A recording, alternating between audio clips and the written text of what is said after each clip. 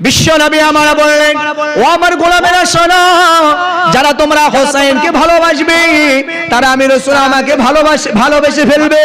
আর আমি রাসূল জানিয়ে দিলাম, ওমান আহাব্বানি কানা মাই ফিল জান্নাহ, আমার এবং আমার হোসেনকে ভালোবাসার কারণে রব আল্লাহ তোমাদেরকে জান্নাত দিয়ে দেবেন। ভাই আমার, দোস্ত আমার, এই বিশ্বের বিস্তারে কারে দোয়ালাম। নবীজি সাল্লাল্লাহু আলাইহি ওয়াসাল্লাম সাহাবাদেরকে ডাক দিলেন, হে আমার সাহাবারা শোনো, আমি একটা বিষয় তোমাদের কাছে উন্মোচন করতে চাই। আমরা তো সবাই বিশ্ব নবী জগৎগুরু রাসূল পাক সাল্লাল্লাহু আলাইহি ওয়াসাল্লাম হুজুর সাহাবাদেরকে ডেকে এবার ডাকে দিলেন, হে শেরে খোদা, হে আল্লাহর বিজয়ী বাগ, হে আলী তুমি আগে এসো, হে খাতুনে জান্নাত, হে জান্নাতি নারীদের সরদারিনী ফাতেমা তুমি একটু আগে এসো, হে ইমাম হাসান ইমাম হুসাইন সাইয়্যিদায়ে শাবাবি আহলি জান্নাহ, জান্নাতের দুইজন যুবক নেতা লিডার, এইদিকে তুমি আসো, সামনে এসে আমি রাসূল আমার কাছাকাছি এসো। ভাই আমার, দোস্ত আমার, নবী আমার চারজনকে ডাক দিলেন, বিশ্ব নবীর চাদর মোবারকটা খুলে ফেললেন। এই চাদর মোবারকটা খুলে ফেলে বিশ্ব নবী সহ ইমাম হাসান ইমাম হুসাইন আম্মা জান ফাতেমা হযরত শেরে খোদা আলী, এই পাঁচজনের মাথার উপরে এই কাপড়টা বহন করালেন। এমন সময় বিশ্ব নবী আমার সাহাবাদেরকে ডেকে বললেন, আমার সাহাবারা শুনে রাখো, আমি রাসূল পাক সাল্লাল্লাহু আলাইহি ওয়াসাল্লাম জানিয়ে দিলাম, দুনিয়াতে আমি রাসূল চিরদিন থাকবো না, আমি চিরদিন দুনিয়াতে বাঁচবো না। যেটা যাদেরকে পাক পাঞ্জাতন বলা হয়, পাক পাঞ্জাতন হলো এই চাদরের মধ্যে যে পাঁচজনকে রাখা হয়েছিল, অর্থাৎ বিশ্ব নবী, ইমাম হাসান ইমাম হুসাইন, হযরতে আলী এবং হযরতে আম্মা জান ফাতেমা হুজুর, এই পাঁচজনকে পাক পাঞ্জাতন বলা হয়। বিশ্ব নবী আমার সাহাবাদেরকে ডেকে বলে, রে আমার সাহাবারা শোনো, আমি রাসূল পাক সাল্লাল্লাহু আলাইহি ওয়াসাল্লাম জানিয়ে দিলাম, আজকে আমার এই চাদরের মধ্যে তোমরা যাদেরকে দেখতে পাচ্ছ, ইমাম হাসান ইমাম হোসেন ফাতেমা ও আলী, ও আমার সাহাবারা শোনো, আমি রাসূল জানিয়ে দিলাম, এরাই হলো আমার আহলে বাইত। একবার জোরে বলুন, এরাই হলো আমার পরিবার, এরাই হলো আমার আহল, এরাই হলো আমার পরিবার। ও আমার সাহাবারা শোনো, যারা আমার পরিবারকে ভালোবাসবে আমি রাসূল জানিয়ে দিলাম তারা আমাকে ভালোবাসবে। একবার জোরে বলেন, যারা আমার পরিবারকে মহব্বত করবে তারা আমি রাসূল আমাকে মহব্বত করবে। যারা আমার পরিবারের সাথে খারাপ আচরণ করবে, খারাপ ব্যবহার করবে, ভাই আমার, দোস্ত আমার, নবী বললেন তারা খোদ আমি রাসূলুল্লাহ, আমার সাথে খারাপ আচরণ করা হবে, অসৎ আচরণ করা হবে। আমার আহল, আমার পরিবার, হযরতে আলী, হযরতে ফাতেমা, ইমাম হাসান ও হুসাইনকে তোমরা ভালোবেসে ফেলবে, তবে আমি রাসূল আমার ভালোবাসা পেয়ে যাবে।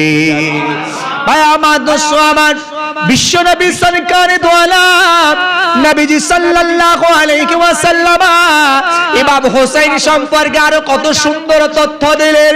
ও আমার সাহাবারা শোনো, আমি রাসূল কিন্তু চিরদিন দুনিয়ার জমিনে বেঁচে থাকবো না, দুনিয়ার জমিনে চিরদিন থাকবো না, আমি রাসূল ইন্তেকাল করব। এ আমার সাহাবারা, যখন তোমাদের পেটের ক্ষুধার যন্ত্রণা আসে, ওই সময় তোমরা ঘর ছেড়ে কোথাও যাও না, আমি রাসূল আমার কাছে তোমরা চলে আসো।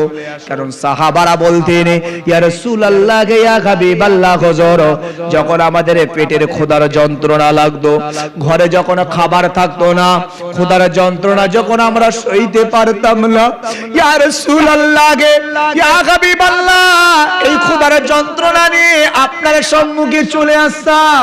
নবী বলতেন, কেন বাবা? সাহাবারা বলতে লাগলেন, ইয়া রাসূলুল্লাহ, ইয়া হাবিবাল্লাহ, হুজুর, আমাদের পেটে ক্ষুধার যন্ত্রণা।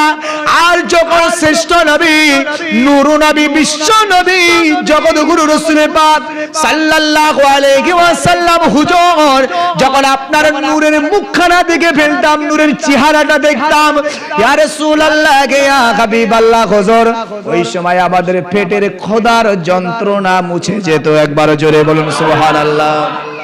নবীর চেহারা দেখলে তাদের পেটের ক্ষুধার যন্ত্রণা মিটে যেত।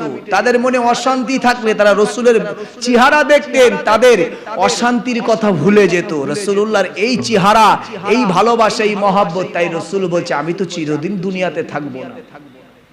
ইয়া মাসাবারা, আমি দুনিয়া থেকে বিদায় নেব, দুনিয়াতে তোমরা আমার জন্য মাতম করবে না। নবী চলে গেল, আমাদের ক্ষুধা লাগলে কোথায় যাব? এগুলোকে মাতম করা বলা হয়। ভাই আমার দোস্ত, আমার বাপ মারা গেছে, মা মারা গেছে, ভাই মরে গেছে, বোন মরে গেছে, বোনটা কাঁদছে, সন্তানটা কাঁদছে, হায় রে আমার বাপ এই খেত, ওই খেত, ওই দিত, এই দিত, আজ আমার বাপ চলে গেল, কোথায় পাবো? এই ইনিয়ে বিনিয়ে যেটা আমরা কান্না বলি, এটাকে মাতম করা বলা হয়। আর যেতে বিশ্বনবী আমার বললেন, ও আমার সাহাবারা, দুনিয়া থেকে যখন আমি বিদায় নিয়ে চলে যাব, তোমরা আমার নামে মাতম করবে না, বরং আমি বিশ্বনবী জানিয়ে দিলাম, আমি রাসূলুল্লাহ যখন দুনিয়া থেকে চলে যাব, আমাকে যদি কারোর দেখার ইচ্ছা তৈরি হয়, যদি আমার নূরের চেহারাটা দেখতে যদি কারোর ইচ্ছে হয়, আমি বিশ্বনবী জানিয়ে দিলাম, ওই সময় তোমরা আমার হুসাইনের চেহারার দিকে তাকিয়ে থাকবে, আমার হুসাইনের চেহারাটা তোমরা দেখে নেবে। কারণ আমি রাসূল জানিয়ে দিলাম, ও আমার সাহাবারা শুনে রাখো, আমি বিশ্বনবী সরকারে দু আলম নবীজি সাল্লাল্লাহু আলাইহি ওয়াসাল্লাম আমার সদৃশ্য, আমার চেহারার সদৃশ্যর সাথে সবথেকে বেশি মিল হলো ইমাম হুসাইনের চেহারা। তাই আমি রাসূল জানিয়ে দিলাম, আমি দুনিয়া থেকে বিদায় নেবার পরে যদি কেউ আমার হুসাইনের চেহারাটা দেখে নেয়, সে যেন আমি রাসূল আমার চেহারাটাই দেখে নিল। একবার জোরে বলেন। এই সেই হুসাইন, ভাই আমার দোস্ত আমার, বিশ্বনবী সরকারে দু আলম নবীজি সাল্লাল্লাহু আলাইহি ওয়াসাল্লাম হুসাইন হুজুর তাকে রাসূল বেশি ভালোবাসতেন, সবথেকে বেশি প্যার করতেন।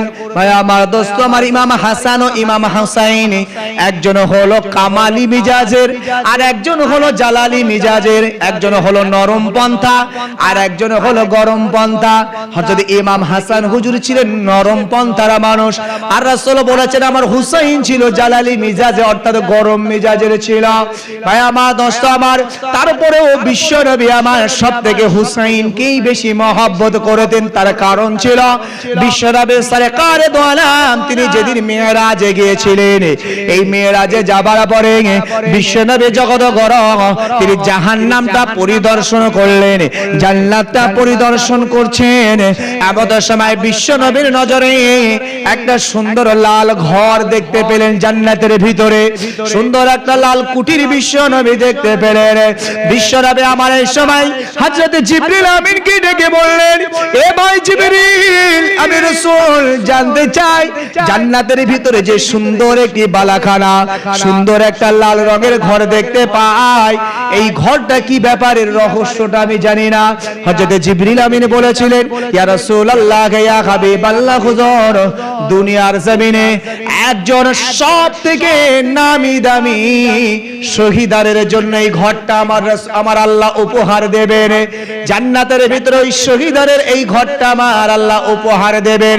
বিশ্ব নবীর কাছে যখন জিবরিল আমিনে কথা বললেন, জিবরিল আমিনকে লক্ষ্য করে আমার আপনার নবী বললেন, হে জিবরিল, একবার দয়া করে বলো, আমি রাসূল জানতে চাই দুনিয়ার সেই সম্মানিত শহীদানটাকে যার জন্য জান্নাতে স্পেশাল একটা লাল রঙের আল্লাহ ঘরে দান করবেন।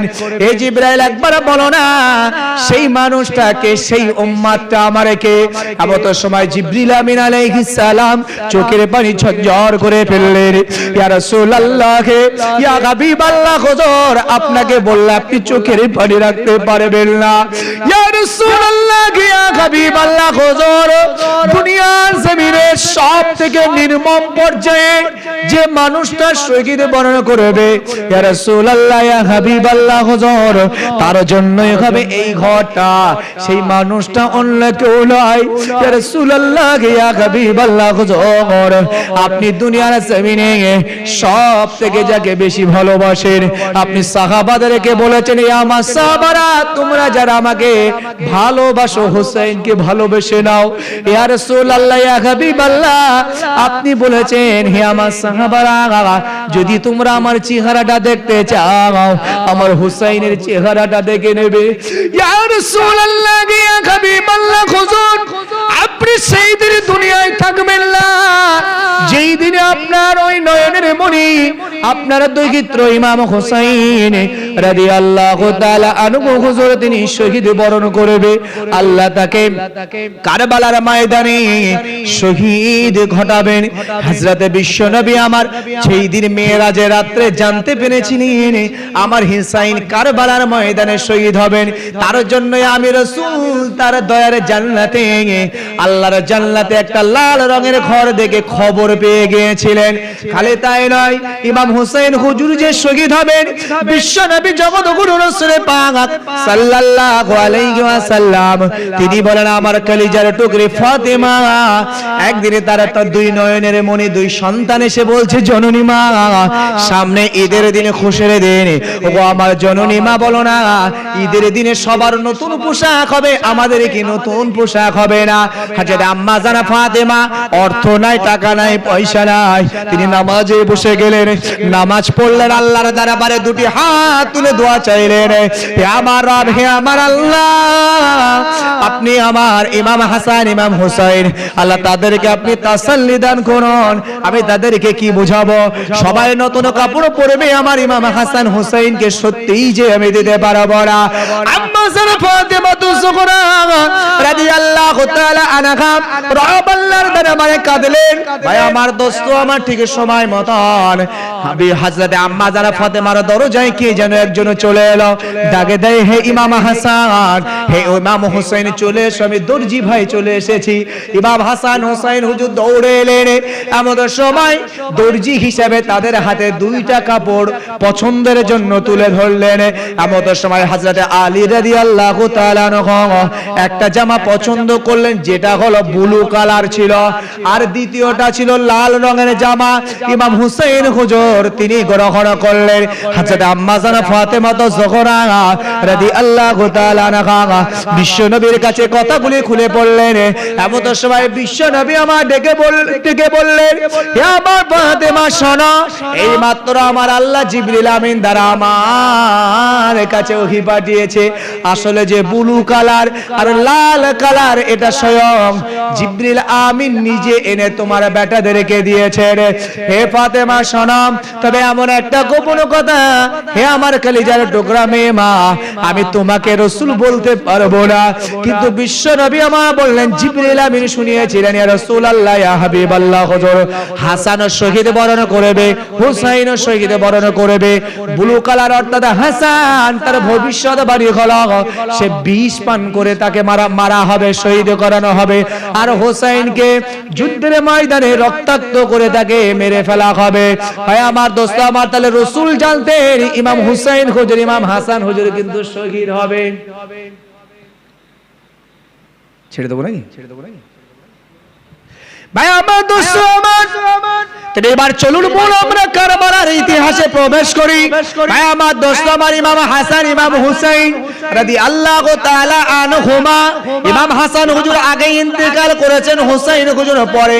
ভাই আমার দোস্ত আমার, দুনিয়ার জমিনে নবী ইন্তেকালের পরে হযরত আবু বকর হুজুর খলিফা হয়েছিলেন, আবু বকর হুজুরের পরে ওমরে ফারুক হুজুর খলিফা হয়েছিলেন, ওমরে ফারুক হুজুরের পরে হযরত উসমানে জিন্নুরাইন হুজুর খলিফা হয়েছিলেন, উসমানে জিন্নুরাইন হুজুরের পরে হযরত আলী রাদিয়াল্লাহু তাআলা আনহু খলিফা হয়েছিলেন। খলিফা মানে প্রধানমন্ত্রী, মুসলিম জাহানের প্রধান ছিলেন।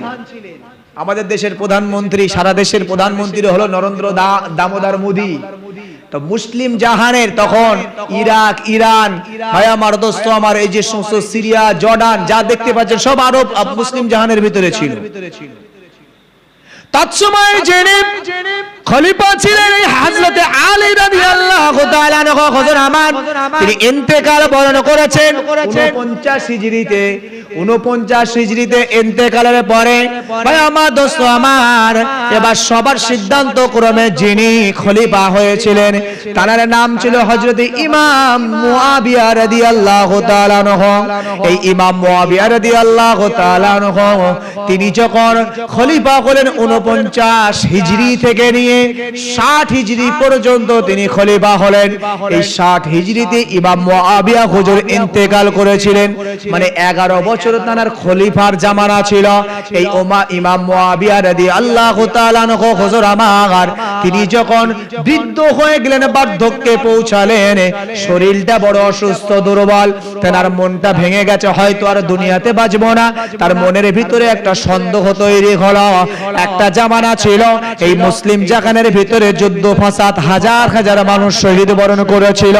যে সময় হযরত উসমানে জিন্নুরাইনকে খলিফা করা হয়েছিল, ওই সময় এমন সময় এই সাবা গোত্র, একটা গোত্র আছে কুফাতে, যে সাবা গোত্র ছিল, যেটা এখন যাদেরকে শিয়া বলা হয়, এই সাবা গোত্রের মানুষেরা ভাই আমার দোস্ত আমার দ্বন্দ্ব লাগিয়ে দিয়েছিল যে রাসূল বলে গেছেন আহলে বাইত আজাদ হযরতে আলী, এই আলীর থেকে নিশ্চয়ই উসমানের মর্যাদা বেশি নয়। এই জন্য সবাই চেয়েছিল উসমান খলিফা না হয়ে আলী হলে ঠিক ছিল। ভাই আমার দোস্ত আমার, এই কথা বলাতে কিন্তু একটা দ্বন্দ্ব শুরু হয়েছিল। যাই হোক, অনেক যুদ্ধ, অনেক ঘটনা সেই সময়, সেই জামানা থেকে রাফিজি আর খারিজি বলে যে দলগুলো বেরিয়েছিল তাদেরকেই বলা হয় শিয়া। এই শিয়া দল সেই উসমান এবং আলী হুজুর, উসমান হুজুরের খলিফার জামানায় বেরিয়েছিল।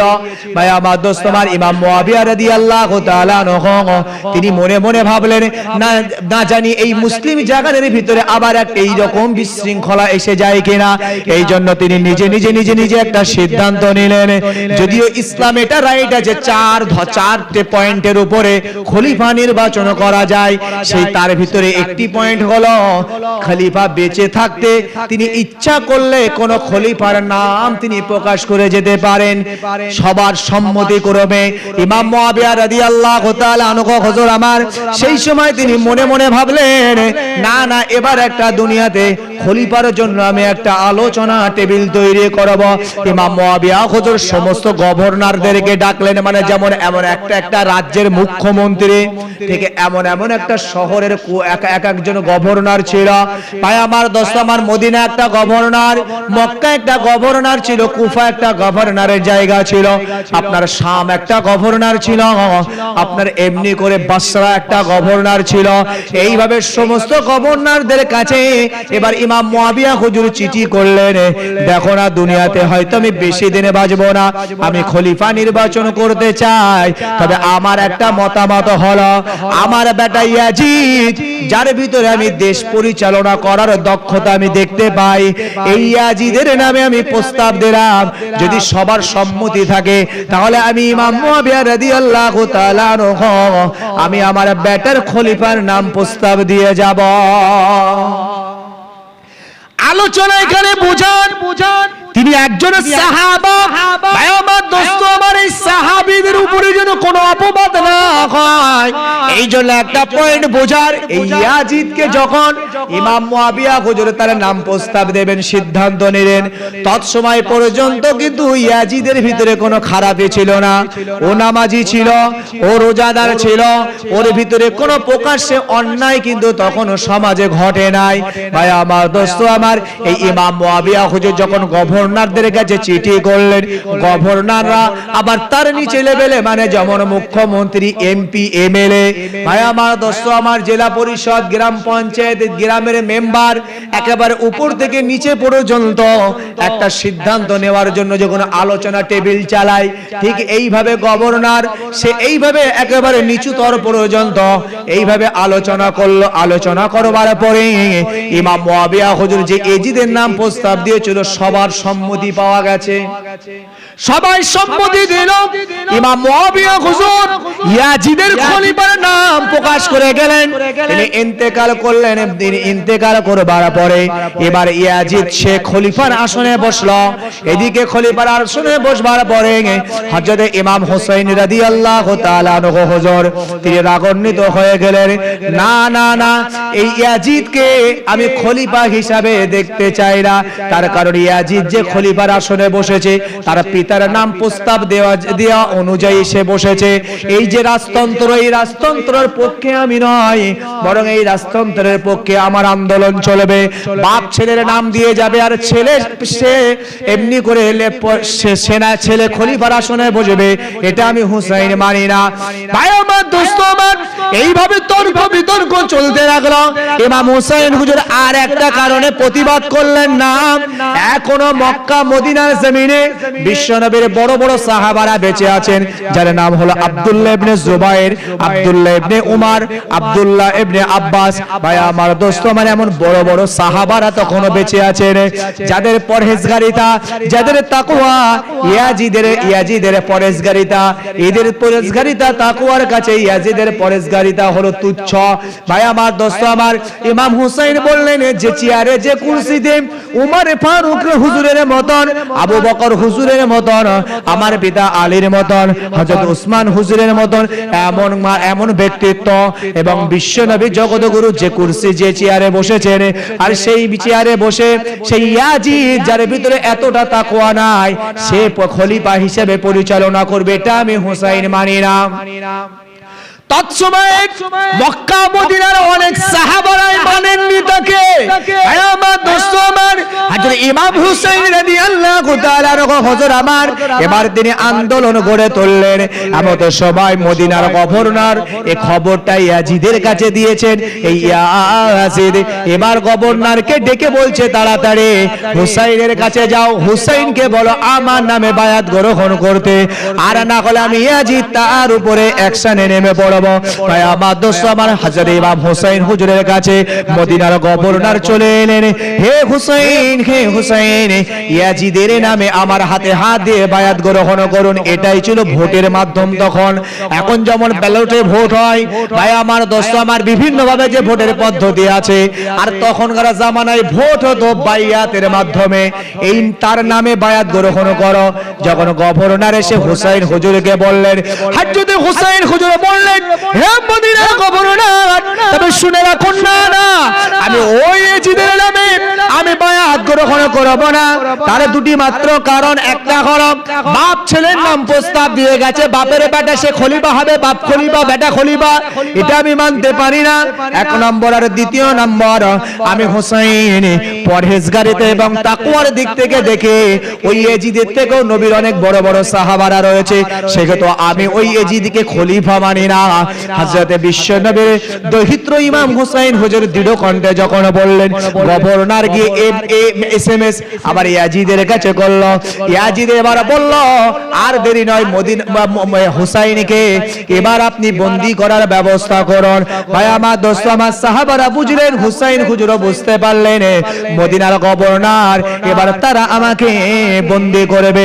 এমন সময় ইমাম হুসাইন রাদিয়াল্লাহু তাআলা আনহু নবী সাহাবাদেরকে ডাকলেন, হে আব্দুল্লাহ ইবনে আব্বাস, হে আব্দুল্লাহ ইবনে জুবাইর, হে আব্দুল্লাহ ইবনে রাউফ, হে আব্দুল্লাহ ইবনে উমর, না না না, আমি আর মদিনাতে থাকবো না, কারণ মদিনায় আমার জন্য থাকা হাওয়া আর ভালো নয়।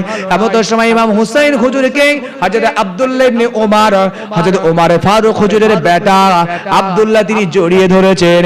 এমন সময় হযরত হুসাইন হুজুরের নাম বললেন না, বরং বললেন, হে শহীদ, হে শহীদ, হে শহীদ, আপনি মদিনা থেকে মক্কায় যাওয়ার মন স্থির করেছেন, আপনি মক্কায় চলে যান, তবে যেন আপনি কুফাতে যাবেন না। কারণ মদিনায় থাকাকালীন হযরত হুসাইন হুজুরের কাছে কুফা থেকে বারংবার চিঠি আসতো, হে হুসাইন, আপনি কুফাতে চলে আসুন, আমরা ইয়াজিদকে খলিফা মানি না, আমরা আপনার হাতে হাত দিয়ে বায়াত গ্রহণ করব, আপনার নামে বায়াত গ্রহণ করব, আমরা লক্ষ লক্ষ মানুষ কুফায় আপনার জন্য অস্থির। ভাই আমার, দোস্ত আমার, কিন্তু হযরত আব্দুল্লাহ ইবনে উমর বলেছিলেন, হুসাইন খবরদার কুফাতে তুমি যাবে না, কারণ ওই কুফার ওই সাবা গোত্র, কুফার ওই দুশমনেরা তোমার পিতা হযরত আলীকে শহীদ করেছিল। হে হুসাইন, ওই সাবার মানুষেরা তোমার বড় ভাই ইমাম হাসানকে বিষ পান করিয়ে তারাই মেরেছিল। হুসাইন তোমাকেও শহীদ করাবে, খবরদার মক্কায় যাও, তবে কুফাতে যেও না। শহীদ শহীদ বলে হুসাইন হুজুরকে না শহীদ শহীদ বলে বারবার তাকে সম্বোধন করছিলেন। এবং হযরত আব্দুল্লাহ ইবনে উমর হুজুর এত কান্না কেঁদেছিলেন হুসাইনকে জড়িয়ে, কারণ কারণ রাসূলুল্লাহ বলেছেন তোমরা আমাকে দেখতে চাইলে হুসাইনকে দেখবে। আব্দুল্লাহ ইবনে ওমর বললেন হুসাইন মদিনা থেকে চলে যাবে, রাসূল বলেছেন রাসূলকে দেখতে চাইলে হুসাইনকে দেখার কথা। হে রাসূলের দহিত্র, হে আহলে বাইত হুসাইন, যদি আপনি চলে যান আমরা মাহরুম হয়ে যাব। হযরত আব্দুল্লাহ ইবনে ওমর এই বলে খুব কাঁদলেন। হযরত হুসাইন হুজুর তিনি দুলদুলের উপরে চড়ে গেলেন, মদিনা থেকে হিজরত করে তিনি আবার মক্কার জমিনে চলে এলেন। হুসাইন যখন মক্কার জমিনে চলে এলো, কুফার মানুষ যখন জানতে পারলেন, এবার আবার হুসাইনের কাছে মক্কার জমিনে বারংবার চিঠি পাঠাতে লাগলেন। এর সংখ্যা বলা মুশকিল, কারণ কেউ 70,000 বলেছেন, কেউ এর কম বলেছেন, কেউ এর বেশি বলেছেন। তবে এক কথায় মনে রাখুন, এই কুফা থেকে হাজার হাজার চিঠি হযরত হুসাইন হুজুরের কাছে আসতে লাগলো। এমন সময় হুসাইন হুজুর একদিন মক্কার সাহাবা, নবীর সাহাবাদেরকে ডেকে বললেন, ও আমার নবীর সাহাবারা, তোমরা আমাকে আটকে রাখতে চেও না, আমি হুসাইন একবার যেতে চাই, না হলে কিয়ামতের দিনে যদি আমার আল্লাহর দরবারে কাঠগড়ায় দাঁড় করিয়ে দেয় ওরা আজকে আমার হাতে হাত দিয়ে এগলে বায়াত হতে চায়, আমার হাতে হাত দিয়ে বায়াত হতে চায়। ওরাও এজিদকে মানে না, ওরাও সত্যের পক্ষে। যদি আজকে ওই সত্য যদি আমি যদি তাদেরকে সত্যের জন্য তাদের সহযোগিতা না করতে পারি, তারা যদি দুনিয়াতে এইভাবে ইয়াজিদের নির্মম অত্যাচারে যদি তারা ইয়াজিদকেই মেনে নিতে হয়, কিয়ামতের দিন আমাকে কাঠগড়ায় দাঁড়াতে হবে। হুসাইন হুজুরের কথা বলায় সাহাবারা হুসাইন হুজুরকে বোঝাতে লাগলেন। হুসাইন হুজুর পরিশেষে একেবারে অস্থির হয়ে পড়লেন, না আমি যাবই।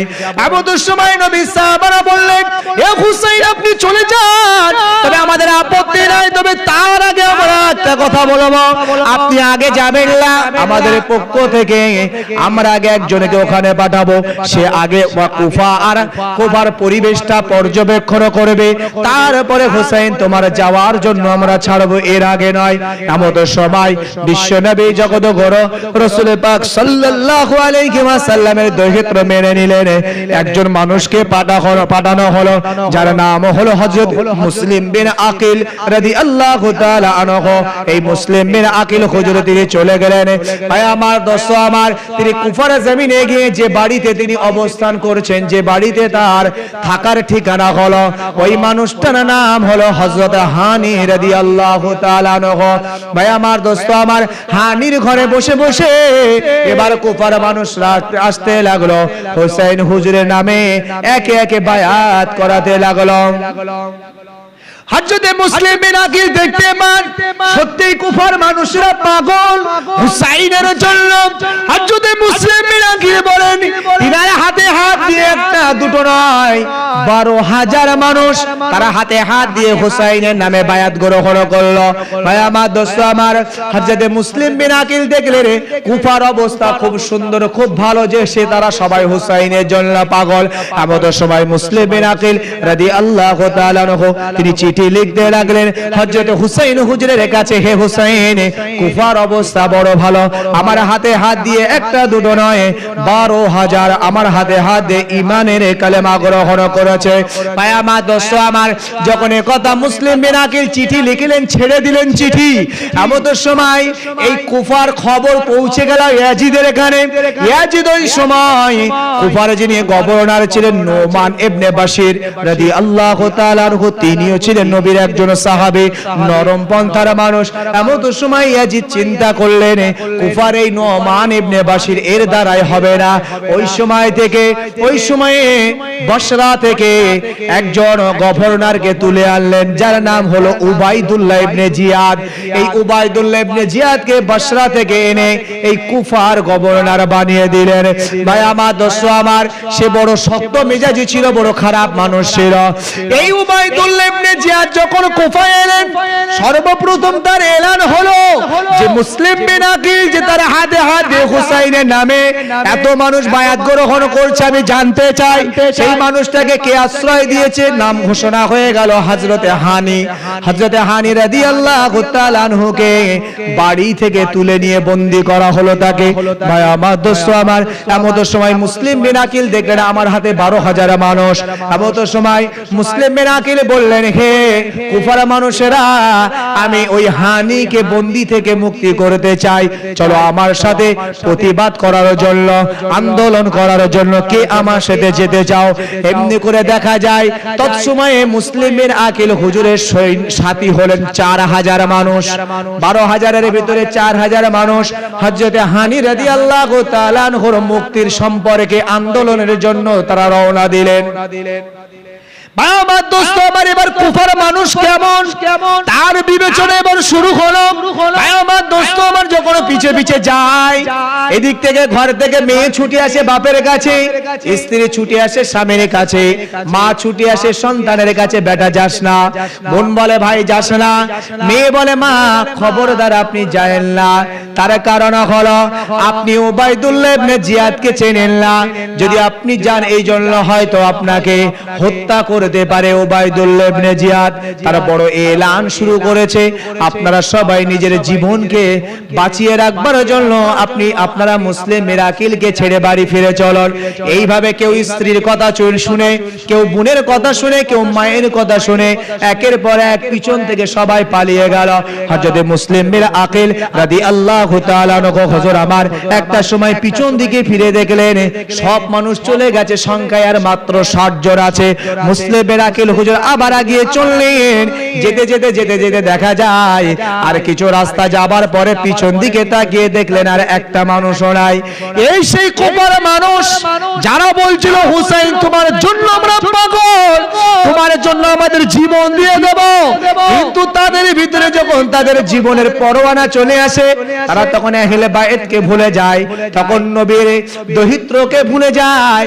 সবাই যখন পালিয়ে গেল, মুসলিম মিরাকিল রাদিয়াল্লাহু তাআলা আনহু হুজুর বুঝতে পারলেন এমন সময় মুসলিম মিরাকিল হুজুর তিনার সম্পর্কেও এমনি করে উবাইদুল্লাহ ইবনে জিয়াদ সেনা পাঠিয়ে দিয়েছেন তাকে বন্দী করার জন্য।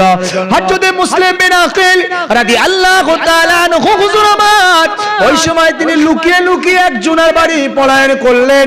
একজন মহিলা যার নামটা হাদিস পাকে এসেছে তওয়ালা নামক একজন মহিলা, তার বাড়িতে গিয়ে সব কথাগুলো খুলে খুলে হযরত মুসলিম মিরাকিল হুজুর বললেন যে আপনি আমাকে গোপন করে রাখার ব্যবস্থা করুন। ওই বুড়ি মহিলা হযরত মুসলিম মিরাকিল হুজুরকে গোপন করে রাখলেন। এদিকে মুসলিম মিরাকিলকে খোঁজার জন্য সারা কুফা তন্ন করছে। এই যে হানি রাদিয়াল্লাহু তাআলা আনহু যিনি তাকে থাকার জন্য আশ্রয় দিয়েছিল তাকেও এমন নির্মম ভাবে হত্যা করা হলো। এমনি করে কুফার মানুষদেরকে ডেকে বললেন তোমরা যারা হুসাইনের নামে যারা বায়াত গ্রহণ করেছো, একবার দেখো যে তাকে আশ্রয় দিয়েছিল তাকে কুফার বড় মসজিদের সামনে তাকে হত্যা করে তাকে শুলে চড়িয়ে মাথাটা ঝুলিয়ে রাখলেন। উবাইদুল্লাহ ইবনে জিয়াদ বলেন হে কুফার মানুষ শোনো, যদি তোমরা কেউ হুসাইনের নামে পুনরায় যদি বায়াতের আশা করো তোমাদেরও অবস্থা এমন হবে। মুসলিম মিরাকিল হুজুর যে বাড়িতে ছিলেন এমন সময় দেখা যায় চিঠি চলে গেছে, ভালোর খবর চলে গেছে হুসাইন হুজুরের কাছে। হযরত মুসলিম মিরাকিল রাদিয়াল্লাহু তাআলা আনহু তার ঘরের ভিতরে বুড়িমা খাবারগুলো লুকিয়ে লুকিয়ে দিচ্ছিলেন, কিন্তু দেখা যায় ওই বাড়ির একটা ছেলে এসে বলছে মা ঘরে আমাদের কোনো মেহমান এসেছেন, কার জন্য আপনি খাবারের ব্যবস্থা করেছেন, কার ঘরে দিয়ে আসছেন। এমনি করে বলতে বলতে মা তাকে গোপন করতে চাইলো।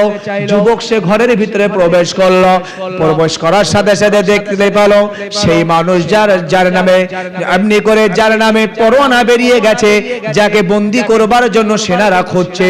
এমন সময় ওই যুবক মায়ের কথা অবজ্ঞা করে ছুটে চলে গেল উবাইদুল্লাহ ইবনে জিয়াদের কাছে। উবাইদুল্লাহ ইবনে জিয়াদকে ডেকে বললেন হে উবাইদুল্লাহ ইবনে জিয়াদ, যে মানুষটাকে আপনারা খুঁজছেন ও মানুষটা আমার বাড়িতে আছে, আমার মায়ের কাছে গোপন রাখা আছে। ভাই আমার দোস্ত আমার উবাইদুল্লাহ ইবনে জিয়াদের সেনা সৈন্যরা এসে মুসলিম বিন আকিল হুজুরকে উঠিয়ে নিল। মুসলিম বিন আকিল হুজুরকে নিয়ে তাকে কুফার জামে মসজিদের সামনে এমন নির্মম ভাবে তাকে শহীদ করা হলো। ভাই আমার দোস্ত আমার, কেউ বলেছে কুফার জামে মসজিদের উপরে তাকে চড়ানো হলো, ওখান থেকে নিচে ফেলে মারা হলো। কেউ বলেছে তার গলাতে দড়ি লাগিয়ে তাকে ঝুলিয়ে ওই মসজিদের সম্মুখে তাকে ঝুলিয়ে মারা হলো। এমন নির্মম হত্যা করা হলো। হযরত মুসলিম বিন আকিল রাদিয়াল্লাহু তাআলা আনহু হুজুরকে হুসাইন হুজুরের দিকে চিঠি পেয়ে গেল। যেদিন তিনি ইন্তেকাল করেছেন এই মুসলিম বিন আকিল হুজুর, সেই দিনের তারিখটা ছিল জিলহজ মাসের 9 তারিখ। জিলহজ মাসের 9 তারিখ, আর চিঠি পৌঁছালো হুসাইন হুজুরের কাছে জিলহজ মাসের 8 তারিখ। মুহররম মাসের আগের যে মাসটা, এটা জিলহজ মাস। মুসলিম বিন আকিল হুজুরকে হত্যা করা হলো 9ই জিলহজ, আর চিঠি হুসাইন হুজুরের হাতে পৌঁছালো 8ই জিলহজ। ভাই আমার দোস্ত আমার, বিশ্ব নবীর দৈহিত্য, বিশ্ব নবীর আখেলে বাইত হযরত ইমাম হুসাইন রাদিয়াল্লাহু তাআলা আনহু হুজুর আমার যখন 8 তারিখে চিঠি দেখলেন, নবী সাহাবাদেরকে ডাক দিলেন, নবী সাহাবারা এই দেখো হযরত মুসলিম বিন আকিল চিঠি লিখেছে, হে হুসাইন কুফার অবস্থা বড় ভালো, আমার হাতে হাত দিয়ে 12,000 মানুষ ঈমানের কালেমা গ্রহণ করেছে। হে হুসাইন আর দেরি নয়, আপনি কুফার জমিনে চলে আসুন, কোনো সমস্যা নাই। বিশ্ব নবীর দৈহিত্র ইমাম হুসাইন হুজুর আর বিলম্ব না করে 8 তারিখে বেরিয়ে গেছেন। হুজুরও কিন্তু জানেন না পরবর্তীতে মুসলিম বিন আকিল হুজুরকে 9 তারিখে অর্থাৎ পরের দিন তাকে শহীদ করা হয়েছে। ভাই আমার দোস্ত আমার, এবার খুব শর্ট করে আমি বলছি, কারণ সময়ের দিকটা আমি খেয়াল রাখছি, বুঝতে পারছি। হযরত হুসাইন রাদিয়াল্লাহু তাআলা আনহু 8ই জিলহজ বার হলেন। ভাই আমার দোস্ত আমার, তারিখটা ছিল মুহররম মাসের 2 তারিখ।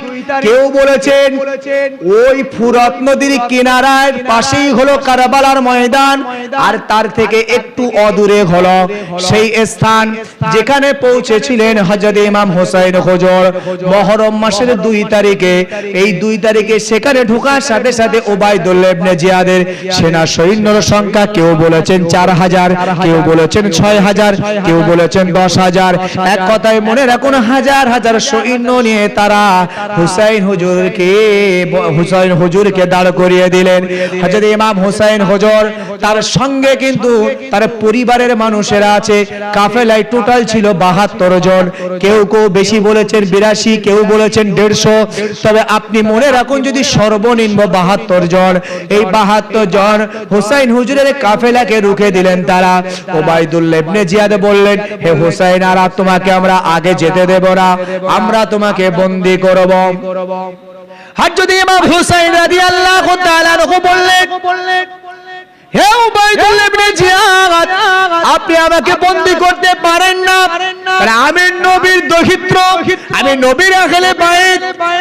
তবে শুনুন, আপনি আমাকে বন্দী না করে যে এজিদের অনুমতিতে আপনি আমাকে অ্যাটাক করেছেন, আমি আপনার কাছে দাবি রাখলাম আমাকে ইয়াজিদের কাছে যেতে দেন। ভাই আমার দোস্ত আমার, সেই সময় ইয়াজিদের কাছে যেতে দেওয়ার কথা যখন 2 তারিখে বলা হলো, উবাইদুল্লাহ ইবনে জিয়াদ মনে মনে ভাবলো তাহলে যুদ্ধের কোনো দরকার নাই। যদি হুসাইন নিজেই ইয়াজিদের কাছে যেতে চায় তাহলে তো অসুবিধার কিছু নাই, রক্তাক্ত করে যুদ্ধ করার কোনো দরকার নাই। হযরত ইমাম হুসাইন হুজুরকে উবাইদুল্লাহ ইবনে জিয়াদ এবার ইয়াজিদের কাছে নিয়ে যাওয়ার জন্যই কিন্তু তিনি যাচ্ছিলেন। ইয়াজিদের কাছে নিয়ে যাওয়ার জন্যই তিনি যাচ্ছিলেন। কিন্তু কুফা এক জায়গা, আর আপনার এই কারবালার ময়দানটা কিন্তু একটু দূরে। কুফা যে জায়গাটা, শহরটা দুটো একটু আলাদা আলাদা। তো তারা রাস্তা চেঞ্জ করেছিলেন, বারংবার তাদেরকে অ্যাটাক হচ্ছিল, পরিশেষে ধরে ফেললেন। যখন এটা হলো, অনেক লম্বা চওড়া ইতিহাস, তো কেউ সাহিত্যের ভাষায় বিরাট লম্বা ভাবে আলোচনা করেছে, কেউ ইতিহাসের ভাষায় শর্ট ভাবে আলোচনা করেছে। আমি শর্টটাই আপনাকে বোঝাচ্ছি, কারণ সময়। হযরত ইমাম হুসাইন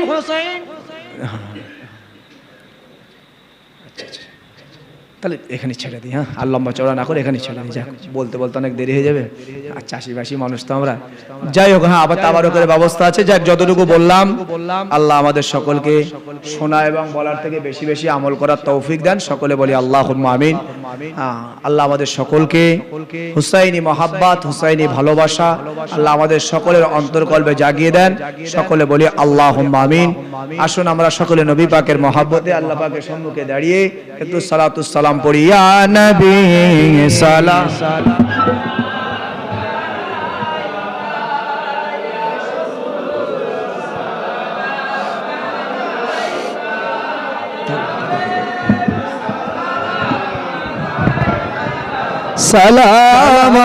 সালামাতুল্লাহ طلع البدر علينا من ثنيات البداء وجب الشكر علينا ما دعا لله داعي يا نبي سلام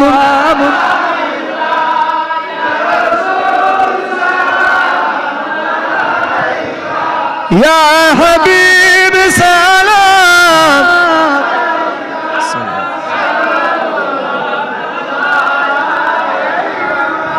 জিবরাইল ডাকেন পারে মান খুলে দাও আসমানের দুয়ার এসেছেন নবীদের সরদার করিতেন যে খোদা আরো দিদার ইয়া নবী সালাম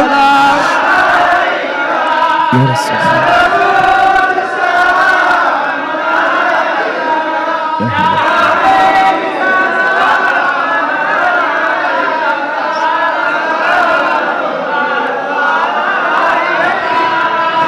जब नबी पैदा हुए थे सब मलाइके दर पर खड़े थे रब सल्ली पढ़ रहे थे पादाब यो कह रहे थे या नबी सलाम या रसूल सलाम या हबीब सलाम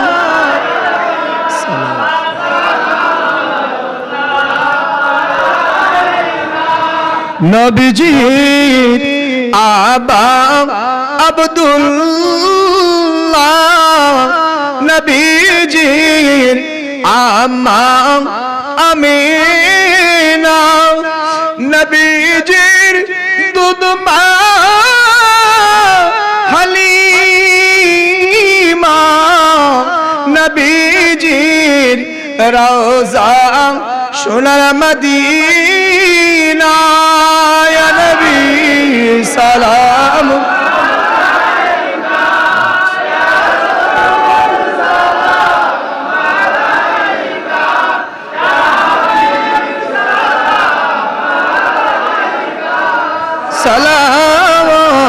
सलावतुल्लाह अलैका या रब्बी सल्ली सल्लिम दाइमन या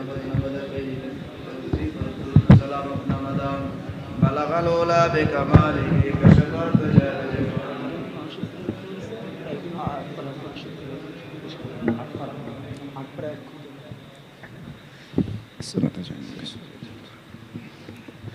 আসলে আমরা সকলে গুনাহগার, গুনার কথাকে স্মরণ করে আল্লাহর দরবারে আমরা